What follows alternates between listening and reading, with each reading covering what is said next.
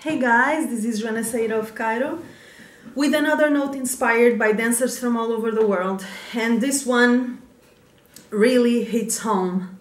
It's about the loss of soul in Egyptian dance. A very polemic subject nowadays. Lots of dancers are talking about it, and fairly so. I hope they talk more and they do more because it's justified. And it has to do with two things. First of all, knowing what is the soul of Egyptian dance.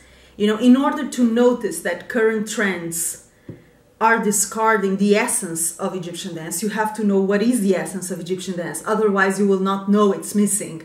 So this is the first problem, is that dancers of this generation, let's say people who are starting now, didn't have access to the references that I had 16 years ago, 18 years ago when I started learning Oriental dance. So this is a problem. Why? Because they started on the wrong foot to begin with, and this is very hard to say to people. They don't want to hear that, of course, you know. So you will be the party pooper if you tell people you don't have the real thing as a reference. You're already following a distorted, twisted version of things. Nobody wants to hear that. So this is the first problem, not knowing that what you're learning from is not the real thing. Okay, now what is the real thing? The real thing, according to my experience as a student and professional dancer in Egypt and the Middle East, because I worked in Egypt for almost 10 years, as you must know, but I always also worked in Oman, in Qatar, and Lebanon before. So I have a good perspective of what it means, Oriental dance, Raqs Shar'i, in Middle East, okay, not only Egypt. And I can tell you that it is a language of the soul. It is a meaningful set of movements, not an empty set of movements.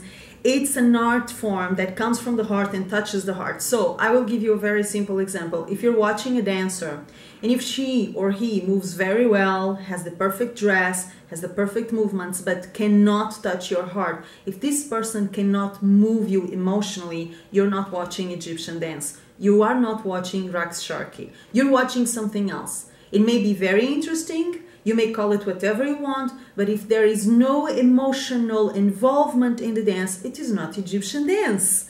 So this is the first criteria that I can somehow translate into words, okay? Something else has to do with the timing. Nowadays you see people running, rushing, very tense, very aggressive, okay? So there is a lot of ego going on. They are not dancing from the heart. They're not dancing from their soul, clearly. They're dancing from their ego. I want to be the best. I want to screw everybody. I want to be the biggest diva. I want to be this. I want to be there. So you can really feel it because there is such tension in their body. The movement comes out very aggressive. And Egyptian dance is not aggressive. It's very soft. It's fluid. It's relaxed. It's organic, it's loving, it comes from a channel of love, of heart, of vulnerability. It doesn't come from a channel of ambition, of ego, of vanity, of battles. Who's the biggest bitch in the room, you know? That's not Egyptian dance. Once more, it may be interesting, you know, it may be anything else, very interesting, but it's not Egyptian dance. So when you see that tension, that aggressivity, that ego battle, you are not in the presence of Egyptian dance. That's another sign of something that is not the real thing, okay? And as I was saying, there is a time, there is a tempo, a timing, some breathing spaces, pauses, stillness points in Egyptian dance that you also don't see nowadays. They're not trendy. So dancers move a lot.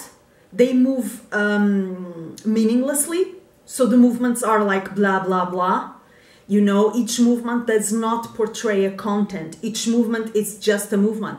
It's just filling the void, you know. So there's a lot of movements, meaningless movements, in a short amount of time. They are rushing and they don't allow themselves to stop. So this is another sign that you are not in the presence of the real thing. Because the real thing, Egyptian dance, has breathing spaces. It has pauses. Some of the most beautiful moments in an Egyptian dance performance is precisely those times, you know, when the dancer is stopped completely in pause and feeling and breathing and connecting with the music and experiencing the music from within and making you feel it through the energy, through the emotion that exhales out of her, the life that pours out of her. That has nothing to do with physical action. It's pure stillness, pure presence. Feeling requires time. And authentic Egyptian dance knows that. It has that in consideration. So if you're watching a dancer who's moving like a maniac and is basically saying nothing, it doesn't make you feel anything. You know, it doesn't say anything. It doesn't take you on an emotional journey with her. You can be sure you are not in the presence of Egyptian dance. Now, let me just tell you that I am not an apologist of the past. This is not a battle between past and future.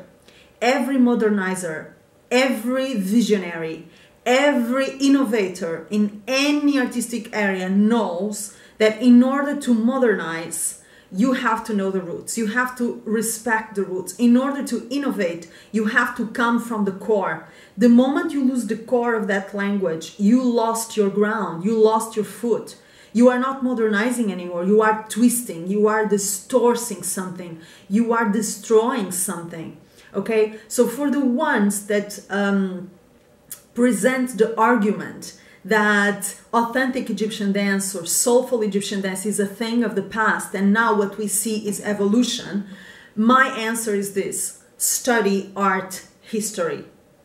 If you're not an artist, study art history and you will see that evolution in art always comes from essence. Every great painter, every great writer, every great dancer knew the roots, the essence, the core of his language or her language. And they came from that core and amplified it, expanded, broke the rules of that core, but they didn't do it without that core. We always come from the ground. So you know your ground and then you expand from there. You know the rules and then you break the rules. You don't break rules that you ignore. That's nonsense. That's someone who is clearly not an artist and someone who is clearly not informed about the artist. So if you are either one of them, if you like the history of art or if you're an artist yourself, you know exactly what I'm speaking about. So let's forget that nonsense about old style and new style. There is the essence, there is the core, there is the language, and then there is the ignorance, okay? There is no innovation nowadays, even when people tell me, no, because the current trends are innovation, they are modernizing. That's not how I see it, although there are a lot of wonderful things being done all over the place. Never we had so many festivals, schools, people genuinely interested in doing good for this dance form.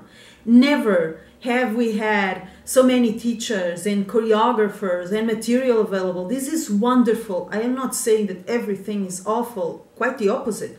I traveled around the world for now 5 years and I've been dealing with amazing students and organizers and teachers who honestly want to do good for the dance. So there's a lot of positive things happening. Nonetheless, we must be careful. And by we, I mean me and you. You who love Egyptian dance, we must be careful so that we don't lose the core. We don't lose what made us fall in love with the dance in the first place. And I can tell you what it was that made me fall in love with the dance. It was the magic.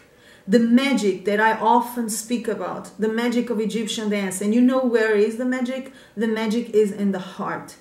The magic is in dancing from your bones, dancing from your guts, dancing from your soul, using the movements as vehicles to communicate from soul to soul, from go within yourself. You know, you go within. You bring it all out. You bring your humanity. You bring everything that makes you human. And you share it with other people through your dance. That's the magic. The magic has to do with tarab, getting lost in the music. Moving from that place of surrender, absolute surrender. That's the magic. The magic has to do with love. Dancing because I love the craft. I love the dance. I love the music. Not because I want to be a star. That's just bullshit, man. You know, success comes as a consequence. It should not be a target. That's an empty target. Believe me, it's an empty target. Success should be a consequence. So if you love Egyptian dance, and if you know what I mean when I say magic, the magic of Egyptian dance, please do your part, okay? Innovate, of course, modernize, of course, expand, no doubt, I'm all for that. Nonetheless, be respectful of the culture. Try to understand where are the roots, where is the core, what are the non-negotiable points in Egyptian dance, and preserve them as you preserve the purity of your own heart. That's my proposal, okay? Whoever feels it, go ahead and join the movement. If you don't feel it, you are in your right not to do so, okay? A big, big kiss from Joana Saahirah to all of you spread around the world.